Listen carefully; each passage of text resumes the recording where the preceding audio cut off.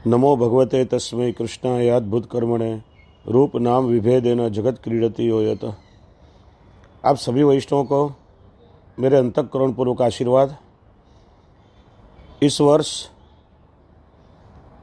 अश्विन कृष्ण अमावस्या मंगलवार दिनांक 25 अक्टूबर को ग्रस्तास खंडग्रास सूर्य ग्रहण होने वाला है, जो भारतवर्ष में दिखाई देगा।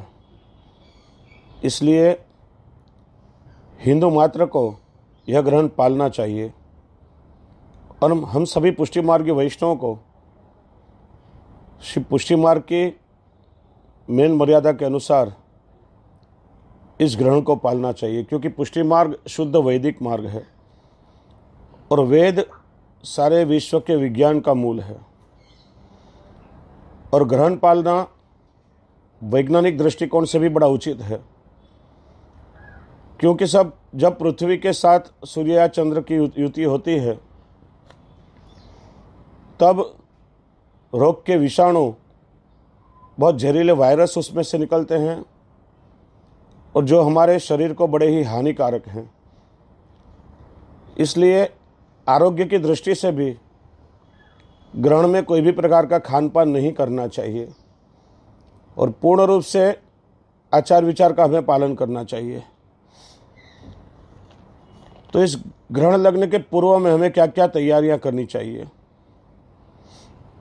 जैसे दिवाली के दिन ग्रहण है, तो रूप चौदस के श्रृंगार 13 के दिन हो जाएंगे और रूप चौदस और दिवाली का अभ्यंग चतुर्दशी के दिन होगा और ठाकुर जी को दीपोत्सव, हटड़ी, दीपदान आदि चतुर्दशी के दिन ही संपन्न होंगे और चोपड़ा पूजन, लक्ष्मी पूजन आदि भी चतुर्दशी के दिन सायंकाल 6 बजे के बाद संपन्न होगा। आसोवद अमावस्या के दिन 25 अक्टूबर मंगलवार के दिन सूर्य ग्रहण है।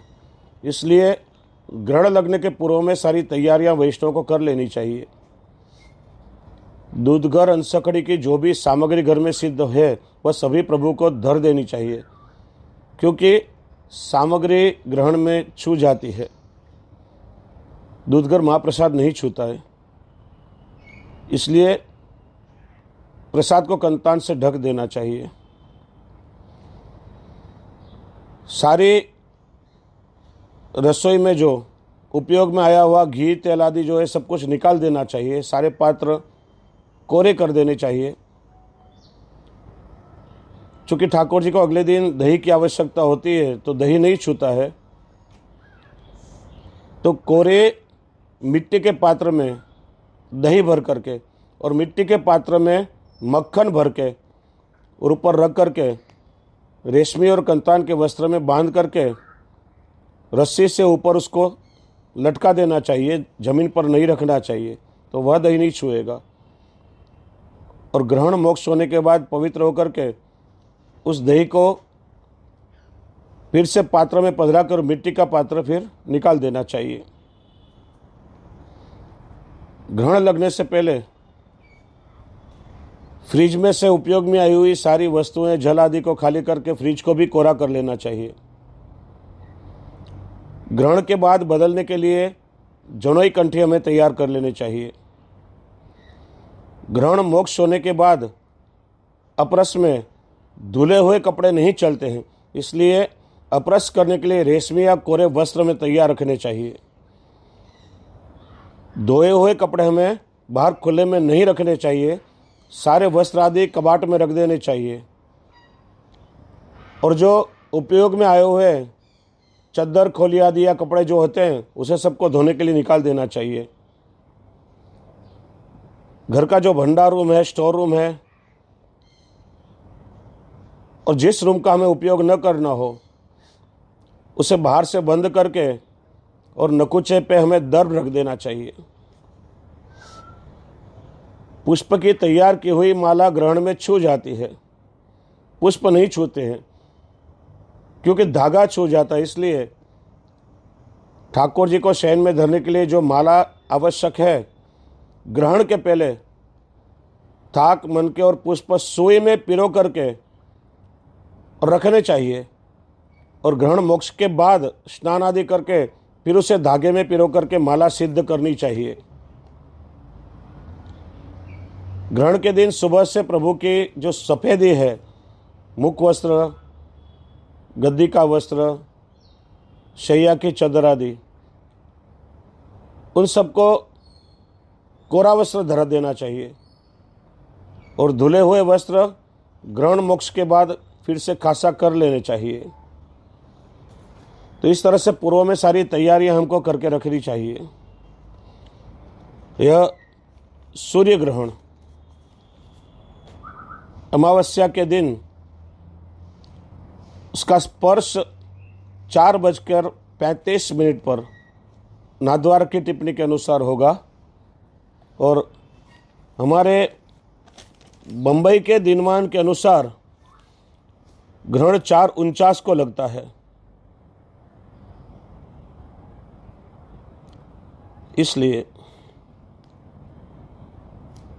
ग्रहण का भेद 25 तारीख को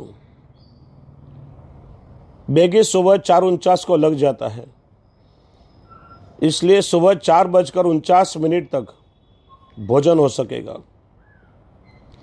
25 तारीख मंगलवार के दिन दोपहर में मुंबई समय 12:29 तक जलपान या फलाहार हो सकता है। जो वृद्ध है, रोगी है, छोटे बालक हैं, अशक्त लोग हैं या गर्भवती स्त्री है, दोपहर में 12:49 तक भोजन ले सकते हैं। और बहुत ही छोटे बालक हैं, ग्रहण लगने के पूर्व तक जल या दूध पान कर सकते हैं। यह ग्रस्तास्त ग्रहण है। सूर्य ग्रस्त में ही अस्त हो जाने के कारण पूर्ण रूप से शुद्धिकरण 26 तारीख को बुधवार के दिन सुबह सूर्योदय के बाद शुद्ध सूर्य बिंब देख करके होगा और उसके बाद ही भोजन ले सकेंगे। प्रभु की सेवा का क्रम इस तरह से रहेगा। जो वैष्णव एक समय सेवा पहुंचते हैं और जिनको ऑफिस या कोई कार्यवश बाहर जाना पड़ता है और जो शाम को ठाकुर जी को नहीं जगा सकते हैं, उनको भी यह करना चाहिए कि ग्रहण लगने से पूर्व में रेशमी वस्त्र से झारी बंटा हटा देना चाहिए। शैया की ओर सारी सफेदी के वस्त्र कोरे रखने चाहिए और ग्रहण मोक्ष होने के बाद शुद्ध होकर के शुद्ध जल से ठाकुर जी के झारी बंटा भर के और ठाकुर जी की शैया से थोड़ा दूर पधराना चाहिए, क्योंकि ठाकुर जी धर्मी स्वरूप हैं, वह भी धर्म का पालन करते हैं। इसलिए ग्रहण मोक्ष के बाद शुद्ध हुए बिना स्नान करने से पहले ठाकुर जी भी जल नहीं रोकेंगे, लेकिन हमारे यहाँ बाल भाव की सेवा है और प्रभु के लिए यह तो मान लीला है, तो इसलिए झारी बंटा दूर पधराना चाहिए। यदि प्रभु को आवश्यकता हो तो आप रोकेंगे। और दूसरे दिन प्रातःकाल स्नान करके झारी बंटा सरा के पात्र आदि सब खासा करके और ठाकुर जी को जगा करके सबसे पहले स्नान करवाना चाहिए। स्नान करवाने के पश्चात मंगल भोग और परिश्रम भोग, जो दूधगर तक की सेवा पहुंचते हैं उनको परिश्रम भोग में दूधगर या नागरी धरनी चाहिए, और जो अंसखड़ी या सखड़ी धरते हैं उन्हें परिश्रम भोग में अंसखड़ी में सिरा धरना चाहिए। ये सारा परिश्रम भोग गौग्रास में चला जाएगा और उसके बाद श्रृंगार से लेकर के राजभोग तक का नित्य सेवा का क्रम वैष्णव को पूछना चाहिए। वैसे ग्रहण के पूर्व ठाकुर जी को जगाना ही उचित होगा, जिससे पूर्ण रूप से आचार विचार का पालन हो सके। तो आसोद अमावस्या के दिन मंगलवार के दिन राजभोग तक की जो सेवा है वह सुबह बेगे पहुंच करके और प्रभु को अनवसर करा देने चाहिए। राजभोग की सारी सखड़ी गौग्रास में जाती है। दोपहर में 3 बजे ठाकुर जी को उत्थापन करा करके भोग पर्यंत की सेवा करके और फिर ठाकुर जी के श्रृंगार वड़ा करके प्रभु के पास से झारी बंटा सरा लेने चाहिए और सूखा मेवा ठाकुर जी को भोग धरना चाहिए और नए बीड़ा सन्मुख में ठाकुर जी के बाजू में पधराने चाहिए। शैया मंदिर की भी सारी सफ़ेदी शैया का साथ बड़ा करके झारी बंटा खासा करके उसको सूखे कोरे करके शैया भी उठा लेनी चाहिए और जहाँ अचार पापड़ आदि नहीं छूते हैं जो सारा वर्ष उपयोग में आता है, इन सारी वस्तुओं के ऊपर कंतान ढाक करके और दर्भ पधरा देना चाहिए।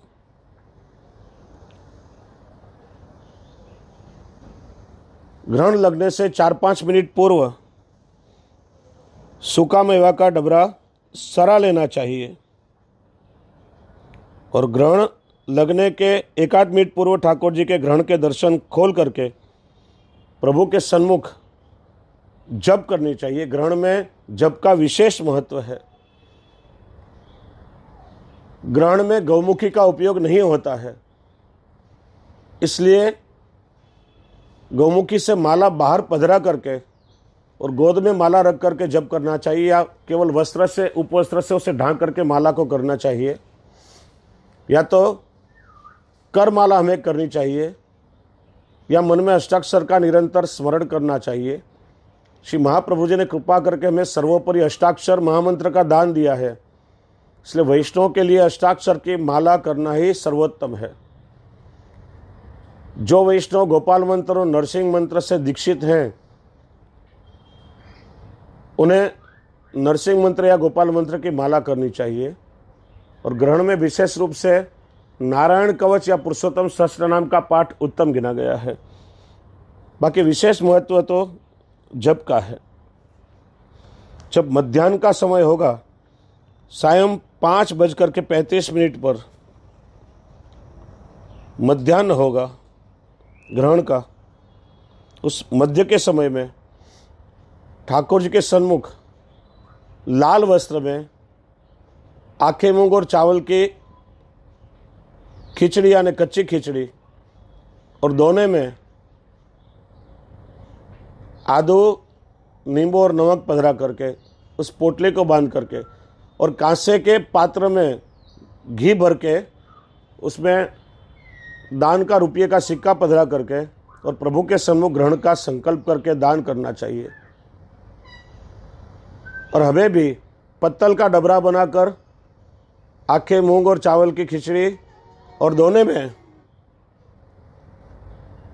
नींबू नमक और अदरक पधरा करके और कांसे के पात्र में घृत यानी घी पधरा करके और दान दक्षिणा का रुपया धर के और दान का संकल्प करना चाहिए। ग्रहण में यथाशक्ति दान करना शुभ माना गया है और निष्क्रिय गोदान भी ग्रहण मोक्ष के समय हम कर सकते हैं। यथाशक्ति दान आदि सबको अवश्य करना चाहिए। जब ग्रहण मोक्ष होता है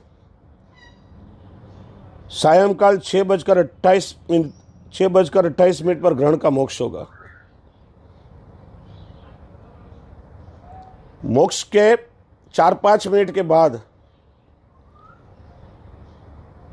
दर्शन का टेरा लाना चाहिए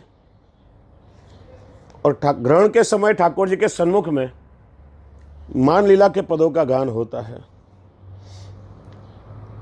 तो मोक्ष के बाद हमें शुद्ध जल से स्नान करके कोरे या रेशमी वस्त्र धारण करके अपरस करनी चाहिए। हांडे में झारी जी भरने का शुद्ध जल भरना चाहिए। सबसे प्रथम ठाकुर जी को स्नान कराकर अंग वस्त्र कर वस्त्र आदि धर के और शुद्ध जल से झारी जी प्रभु के सन्मुख पधरानी और नवनीत प्रिया जी के सेवा प्रणालिका के अनुसार और हमारे अमरेली घर की सेवा प्रणालिका के अनुसार ग्रस्तास्त्र ग्रहण है, इसलिए शुद्ध बिंब सूर्य का देखे बिना पूर्ण रूप से शुद्धिकरण नहीं होता है, इसलिए शयन भोग में केवल अंशखड़ी की सामग्री आएगी। तो गेहूं की नमक वाली थूली, उसका ही थाल साना जाएगा। और जो परिश्रम भोग है सारा गौग्रास में चला जाएगा। और फिर शयन भोग सरा करके वह शयन भोग भी ठाकुर जी का गौग्रास में चला जाएगा। ठाकुर जी का सेवा क्रम पहुंच के ठाकुर जी को पोढ़ाने, और प्रातः काल जब सूर्योदय होगा, शुद्ध सूर्यबिंब देख करके ही पूर्ण शुद्धिकरण होगा। तो मथनी आदि नई कोरी पधरा कर उसमें फिर शुद्ध जल भरा जाएगा, और फिर नित्य के हिसाब से ठाकुर जी का सेवा क्रम पहुंचा जाएगा, और बाद में ही वैष्णव सखड़ी महाप्रसाद ले सकेंगे। तो इस तरह से ग्रहण का पूर्ण क्रम है, और वैष्णव को पुष्टि मार्ग की मेन मर्यादा के अनुसार इस ग्रहण का पालन करना आवश्यक है। तो आप सभी वैष्णव इस पर लक्ष्य दें, और जिस घर में आचार विचार का पालन होता है वहाँ हर प्रकार की सुख शांति समृद्धि रहती है। स्वयं प्रभु भी उस घर में विराजते हैं। जिस घर में धर्म का लोप हो जाता है, आचार विचार का परिपालन नहीं होता, वहाँ प्रभु भी नहीं विराजते हैं। इसलिए सभी को उत्साह से धर्म का आचरण करना चाहिए। पुनः पुनः समग्र दीपोत्सव की आप सभी को बधाई देते हुए मैं वाणी से विराम लेता हूँ। अस्तु।